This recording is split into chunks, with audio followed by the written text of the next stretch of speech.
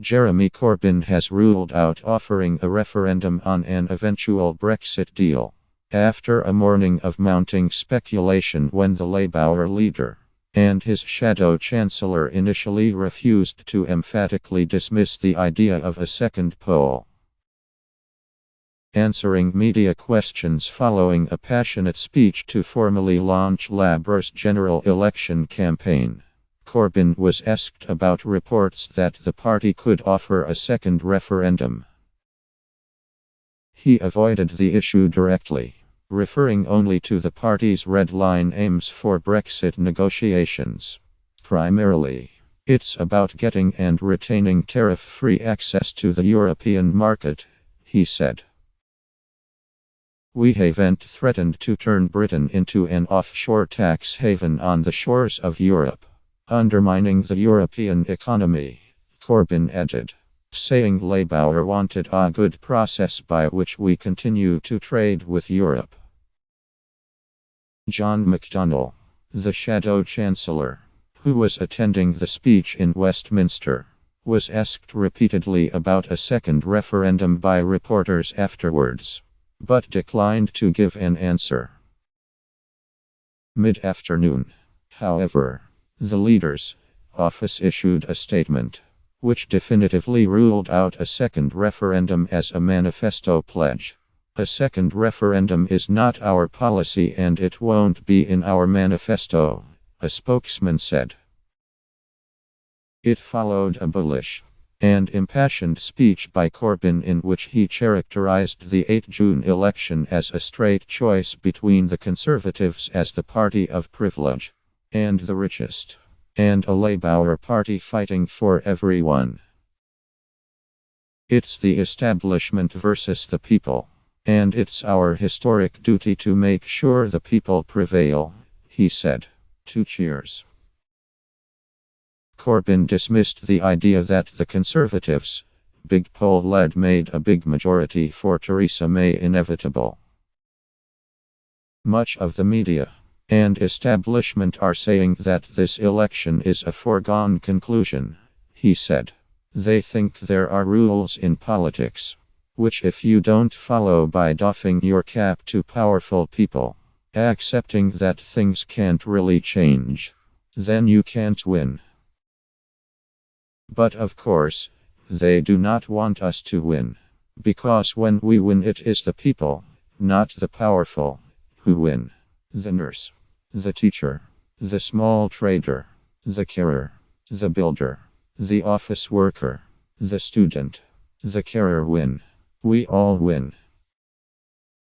It is the establishment that complains I don't play by the rules minus by which they mean their rules. We can't win, they say, because we don't play their game. A political system based around yesterday's rules favored the wealthy, Corbyn argued. He said, it is these rules that have allowed a cozy cartel to rig the system in favor of a few powerful and wealthy individuals and corporations. It is a rigged system set up by the wealth extractors, for the wealth extractors.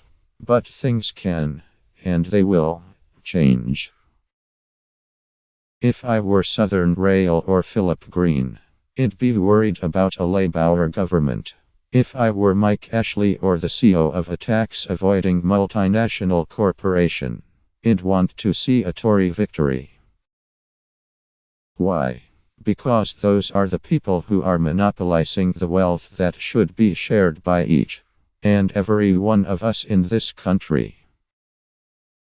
Everyone, and I mean everyone, has a contribution to make and a life to lead. Poverty and homelessness are a disaster for the individual and a loss to all of us. It is wealth that should belong to the majority and not a tiny minority. He presented Labour's string of recent new policies.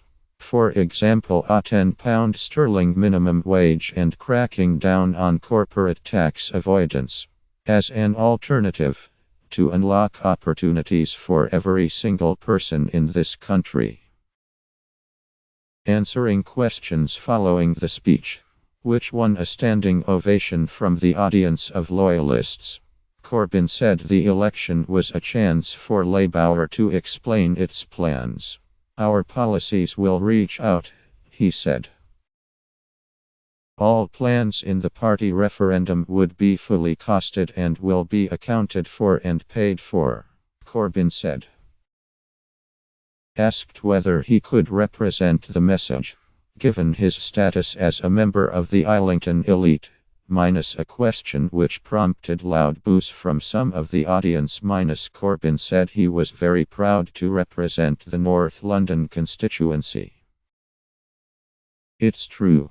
In Islington there are people who drink cappuccino every day, he said, to laughter, while stressing the significant inequality and poverty in the area, which he said was fueled by soaring property prices. Asked how he would overcome the poor poll ratings, Corbyn pointed to how he overcame the odds to be elected Labour leader in the first place. All I can say is, in 2015, almost exactly 2 years ago, I was given 200/1 as an outside chance.